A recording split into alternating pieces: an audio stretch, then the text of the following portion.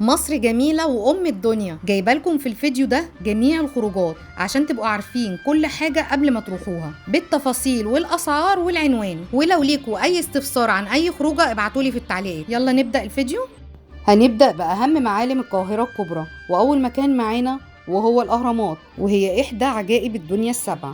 عنوانها الجيزة آخر شارع الهرم. مواعيد دخول الهرم من 7 صباحا ل 5 مساء. تذكرة دخول الأهرامات 60 جنيه للكبار و30 جنيه للطلبة. أما دخول الأهرامات من الداخل ليها سعر منفصل، يعني هرم خوفو من الداخل ب 100 جنيه، هرم خفرع من الداخل ب 30 جنيه، أما هرم منقرع من الداخل 30 جنيه. أما تذكرة أبو الهول ب 100 جنيه. للعلم الهرم من الداخل ما فيهوش موميا، انت هتشوف المقبرة بس، واعمل حسابك انك هتنزل سلالم كتيرة جدا. ممكن هناك طبعا تتفسح تركب كاريتا او خيل او جمل. معلومة بقى مهمة وانت في الهرم، اول حاجة تعرف سعر كل حاجة هناك قبل ما تروح علشان محدش يضحك عليك. ولو حد قالك تعالى خد لك صورة حلوة اوعى تعمل كده، لان مفيش حاجة هناك ببلاش. وما تنساش تشتري هدايا من هناك. تاني مكان معانا وهو برج القاهرة، وهو على شكل زهرة اللوتس الفرعونية، وهو 62 دور. عنوانه الجزيرة الزمالك بجوار النادي الأهلي، وأقرب محطة مترو ليه محطة الأوبرا. نيجي بقى لأسعار تذاكر الدخول. طبعا في كذا اختيار وانت بتشوف اللي يناسبك، يعني دخول البرج فقط ب70 جنيه، وفي العطلات والأعياد ب100 جنيه. في طبعا اختيار تاني زي دخول البرج اللي هو 70 جنيه زائد دخول الكافيتيريا، والاختيار ده بالنسبة لي أنا بفضله، لأني طبعا باخد بفرق الفلوس أكل أو شرب من الكافيتيريا، وكمان ما بستناش دور في الأسانسير وبطلع على طول. وطبعا في البرج من تحت فيه شوية صور خرافة، وكمان في ملاهي للأطفال.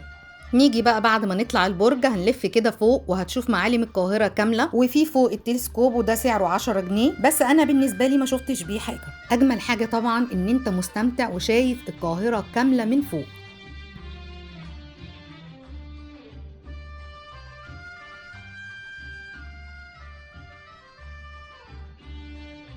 طبعا موجود في البرج المطعم الدوار، وده طبعا لازم حجز مسبقا فيه، بس بالنسبه لي انا دخلته وهو بيلف كده انا دخت. نيجي بقى للكافيتيريا، زيها زي المطعم الدوار بالظبط، الفرق الوحيد انها ما بتلفش، وبتبقى قاعد كده وشايف المنظر ده قدامك، وبفرق سعر التذكره بتختار الاكل اللي يناسبك والمشروب. وكده ممكن تقضي يوم كامل في البرج الصبح وبالليل، لان البرج بالليل حكايه.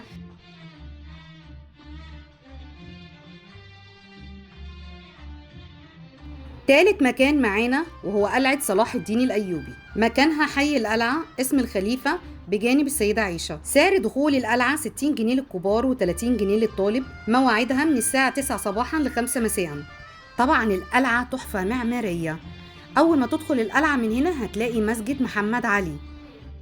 المسجد من الداخل مساحته كبيرة جدا، أما من الخارج في منطقة تسويقية ولبس راية وسكينة. تجرب عليك اللبس طبعا وتاخد شوية صور حكاية. في بعد كده بقى سجن القلعة اللي هو المعتقل زمان. قبل دخول السجن كده موجود بالظبط صور لراية وسكينة وصور ضحاياهم. ندخل بقى المعتقل ونشوفه من جوه. هنلاقي ايه جوه المعتقل اللي هو السجن؟ تماثيل بتجسد الناس اللي كانت بتتعذب ايام زمان. نتجه بعد كده على الساحة المفتوحة اللي فيها مدفع رمضان، وكمان هتشوف القاهرة بالكامل منها. وبعد كده هتروح على متحف الشرطة، وهنشوف جوه صور وتماثيل بتجسد فترة حكم محمد علي ومذبحة المماليك. هنتجه بعد كده على المتحف الحربي. أول ما هندخل هنلاقي تمثال صلاح الدين، وبعد كده هنلاقي الطيارات الحربية وتماثيل ودبابات، وهتاخد شوية صور خرافة. مساحة القلعة كبيرة جدا. وآخر حاجة هتزورها في القلعة مسجد الناصر بن قلاوون. رابع مكان معانا وهو شارع المعز ومنطقة الحسين وخان الخليلي، والثلاث أماكن دول ورا بعض. نبدأ بشارع المعز، وهو طبعا يعتبر من أهم الشوارع التاريخية، لأنه شامل أماكن أثرية وتاريخية كتيرة جدا، زي مسجد سليمان أغا وبيت السحيمي ومسجد الأقمر.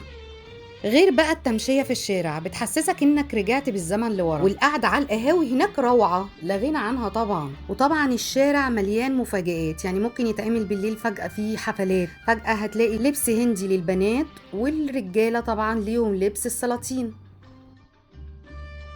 بعد التمشية في شارع المعز ندخل بقى على خان الخليلي. ده بقى اللي نفسه يشتري مشغولات يدوية، تذكارات فرعونية، ندخل بقى بعد كده على منطقة الحسين، والمنطقة هناك طبعا مليانة بالقهاوي، ومن أشهر القهاوي هناك قهوة الفيشاوي. وسبب شهرة القهوة دي إن نجيب محفوظ كان بيقعد يشرب الشاي فيها. خامس مكان معانا وهو المتحف القومي للحضارة المصرية، عنوانه موجود في الفسطاط طريق عين السيرة، وأقرب محطة مترو ماري جرجس. مواعيده من 9 صباحا ل5 مساء. سعر تذكرة الدخول 80 جنيه وللطالب 40 جنيه، وهو بيعتبر واحد من أهم وأكبر متاحف الآثار الموجودة في العالم. أول ما بتدخلوا في جراج طبعا داخلي، وفي مجموعة من المطاعم والكافيهات، وفي طبعا عرض تفصيلي للموميا. طبعا بننزل نشوف الموميا على الطبيعة قدام عينينا، بس ممنوع التصوير، وده بسبب إضاءة الكاميرات بتأثر على ألوان الآثار. وهو بيضم 22 موميا ملكية، والمتحف فيه 50,000 قطعة مصرية بتحكي تطور الحضارة المصرية في مختلف العصور. المتحف طبعا بيطل على بحيرة عين السيرة، ودي بحيرة طبيعية. سادس مكان معانا وهو جزيرة المعادي، عنوانه كورنيش المعادي أمام مستشفى المعادي العسكري. مواعيد الجزيرة من 9 صباحا ل 11 مساء. سعر تذكرة دخول الجزيرة 35 جنيه كل الأيام ما عدا الخميس والجمعة ب 50 جنيه. المكان عبارة عن جزيرة داخل نهر النيل. أول ما بتدخل ممكن تاخد مركب الدوناتس، ودي رحلة جميلة جدا في نهر النيل، بتلف بيك الجزيرة كلها بسعر خاص طبعا خارج الجزيرة. الجزيرة كمان فيها كافيهات كتيرة جدا، وأماكن مخصصة لتصوير الفوتوسيشن، وقاعات أفراح، وأماكن للترفيه بالنسبة للأطفال وكبار، وطفطف، ومساحات للخضرة في كل مكان. وفي كمان هناك ركوب الخيل والكاريتا، وركوب كمان دراجات، وطبعا في ملاهي للكبار، وفي مكان ملاهي مخصص للأطفال فقط. وممكن كمان تاخد الأتوبيس النهري، ودي فسحة جميلة أوي في النيل. يعني كده على الجزيرة تقضي اليوم من أوله لغاية آخره فيها.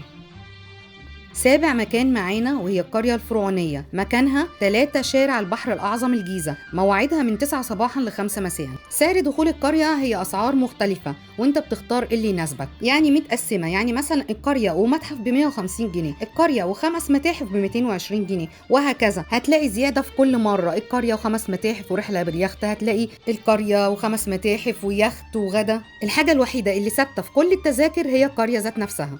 القرية بقى عبارة عن ايه؟ مركب عائم بيمر يعرفك تاريخ مصر، يعني يبدأ شرح المعرفة كل حاجة عن الفراعنة وتاريخهم. وطبعا بتكتسب كمية معلومات هايلة، يعني مثلا تعرف الآلهة زمان كان اسمها ايه، ازاي الفراعنة كانوا بيزرعوا ويصطادوا، والتحنيط كمان كان بيتعمل ازاي، وجميع انواع الصناعات زي العطور والزجاج والفخار. وبعد كده بتوصل بقى بالمركب للمعبد، وبتشوف معابد الفراعنة زمان كانت عاملة ازاي، وبتشوف كمان بيوت الفراعنة كانت عاملة ازاي، ومقارنة بين بيت الملك وبيت الفلاح. وبعد كده يوروك كل الصناعات قدام عينيك، ورق البردي، الفخار، الزجاج، وهتشوف كمان هناك إله الحظ بتاع الفراعنة وتمثال عروس النيل.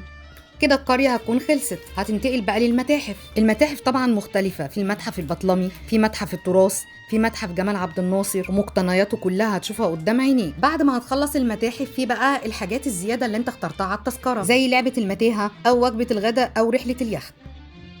تامن مكان معانا هو السيرك الإيطالي، مكانه القاهرة الجديدة، التجمع الخامس، شارع ال90 الشمالي، بجوار جهاز القاهرة الجديد. مواعيده ليه ميعادين، ميعاد من 5:30 وميعاد من 8:30. سعر تذكرة الدخول في أسعار مختلفة على حسب قربك أو بعدك من الحلبة، يعني في 125، في 175، في 250، في 350. بصراحة هتستمتع هناك قوي، لأن في فقرات متنوعة وجديدة غير اللي احنا طبعا متعودين عليها، مع طبعا الموسيقى والإضاءة، وفي عروض هناك بصراحة هتبهرك. تاسع مكان معانا وهو متحف القوات الجوية، عنوانه مصر الجديدة، شارع صلاح سالم، قاعدة الماظة، بجوار مجمع الجلاء العسكري وأمام الكلية الحربية. مواعيده من 10 صباحا ل 4 مساء. سعر تذكرة الدخول 30 جنيه، وفي باركنج جوه. وطبعا هو المتحف الوحيد اللي فيه مراحل تطور الطائرات الحربية ومعلومات عن كل نوع طيارة. وأول ما بتدخل بيبقى معاك مرشد بيشرح لك كل حاجة عن الطائرات. المساحات الخضراء هناك كتيرة جدا، وقعدات في كل مكان، وفي كافيتيريا، وفي مكان مخصص لألعاب الأطفال، وفي كمان سينيماتر للأطفال. تدخل بقى بعد كده القاعة الكبيرة مكيفة، وهي فيها 3 قاعات. أول قاعة بتبقى قاعة المجد، ودي عبارة عن سينما بيشرحوا لك فيها حرب 6 أكتوبر. وتاني قاعة قاعة الشهداء، ودي فيها صور كل شهداء الحرب. وبعد كده هتشوف مراحل تطور الزي الرسمي للضباط لغاية وقتنا ده، ومعلومات مهمة جدا عن الطيارات، وهتشوف معلومات عن الباراشوت وعن العربيات القديمة. وقاعة الاجتماعات بعد كده هتخش على القاعة الثالثة وهي قاعة الطيارة، ودي اختيارية بمبلغ خاص، وهي عبارة عن طيارة أكنك راكب طيارة حقيقية، بتشوف معلومات كاملة عن كل مدن مصر، وفي مكان علوي مخصص للأطفال فقط وشراء الطيارات المصغرة. نيجي لآخر مكان هناك وهي طيارة هليكوبتر حقيقية، هتركبها وهتسوقها كمان، وهي برضو بمبلغ خاص. أول ما تركبها الطيار اللي موجود معاك هيشرح لك كل حاجة عنها، وبعد كده هيسيبك تركبها وتسوقها كمان، بس طبعا مش هتطلع بيك، هي فيها زراير حقيقية وكل حاجة بس ما بتتحركش.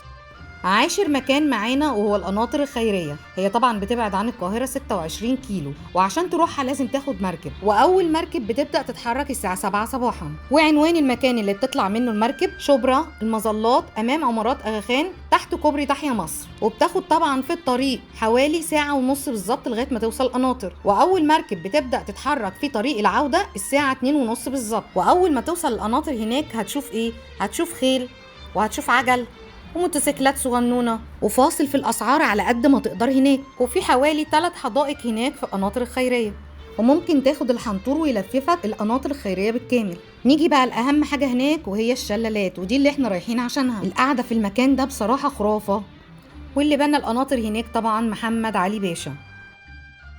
طبعا الزرع والخضره هناك جميله جدا، وفي مشاتل كمان هناك، وطبعا في شجره الشعور هناك وهي من اقدم الاشجار هناك. وهتشوف قصر محمد علي باشا، وهتشوف المجلدة اللي كانوا بيجلدوا فيها المذنبين وبيعلقوهم. ممكن بعد كده بقى تاخد مركب داخل القناطر الخيرية وتروح بيها لجزيرة العسل، لأنها دي وسيلة النقل الوحيدة اللي موجودة هناك. هتشوف ايه في جزيرة العسل؟ هتشوف أول حاجة الفطير الفلاحي والعسل والقشطة، وهتشوف أبراج الحمام وكمان مناحل العسل. وبعد كده هندخل الأرض الزراعية وهنعيش حياة الفلاحين بالظبط، يعني هتدخل بيت من بيوت الفلاحين وتشوفوا على الطبيعة وكل حاجة فيه. وبعد كده هتروح وتشوفهم وهم بيزرعوا الفل والياسمين وازاي ان هم بيصدروه لجميع انحاء العالم. وبعد ما تخلص جزيرة العسل هيوديك عيون القناطر الخيرية من الداخل، واللي حابب ياكل فيه كافيه ومطعم موجود في القناطر. المكان ال11 معانا وهو وسط البلد، وهو عبارة عن شارع 26 يوليو وشارع طلعت حرب، وأقرب محطة مترو هناك جمال عبد الناصر. يعني ايه بقى اتفسح في وسط البلد؟ يعني اروح اكل من كشري ابو طارق واحلي من عنده برز بلبن، او اكل احلى كباب وكفته من الفرماوي، ولو عايز تحلي بقى وتاكل حلويات او ايس كريم يبقى من العبد طبعا. وهناك طبعا في مول طلعت حرب، ده لو عايز تشتري لبس جزم، والمول كله هو خاص بالملابس الرجالي. نيجي بقى للتمشية في وسط البلد، والتمشية هناك روعة، كفاية انك بتتمشى هناك بين العماير وتشوف طرازها القديم اللي مفيش زيه دلوقتي. واللي حابب يتفرج على فيلم جديد، في سينمات كتيرة جدا في وسط البلد. ولعشاق الحلويات في كمان حلويات كويدر وايس كريم كويدر، وفي الامريكين وده اقدم كافيه موجود في وسط البلد وكان بيتصور فيه الافلام زمان كتيرة جدا. وفي طبعا مطاعم وكافيهات اشكال والوان في وسط البلد، سوري مصري لبناني، يعني هتقضي يوم جميل جدا ومش مكلف من الصبح لغاية بالليل. المكان ال12 معانا وهو شارع عباس العقاد، وموجود في مدينة نصر. عند أول الشارع هتلاقي تحت الكباري موجود كافيهات شكلها شيك قوي. أول ما تدخل الشارع أول حاجة هتقابلك إتوال، وطبعا هتدوق حلويات إتوال، وفي بعدها كشري التحرير، وهتشوف مركز جراند بلازا، وأحلى عصير هتشربه من عند الكوبيسي، وقدامه بالظبط كويدر، وأحلى آيس كريم هتاكله من كويدر. بعديه هتلاقي مركز عباس العقاد، وطبعا في قعدات هناك في كل مكان في الشارع.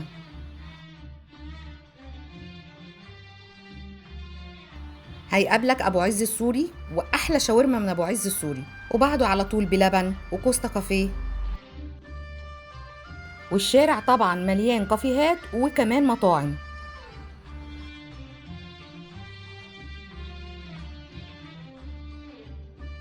واللي حابب يشرب قهوة أو يشتريها من شاهين طبعا، وقدامه بالظبط مطعم أم حسن، وللتسويق طبعا رنين، وفي مطعم حدوتة مصرية، وجنبه بالظبط مطعم بحة، وموجود في الشارع ساعة لقلبك، وده كافيه مشهور قوي. وكده خلصنا. انا تعبت في الفيديو ده جدا، يا ريت تدعموني باللايك عشان الفيديو ينتشر، واللي ما اشتركش في القناة يشترك. انتظروني في الجزء الثاني وباقي اماكن الخروجات. باي.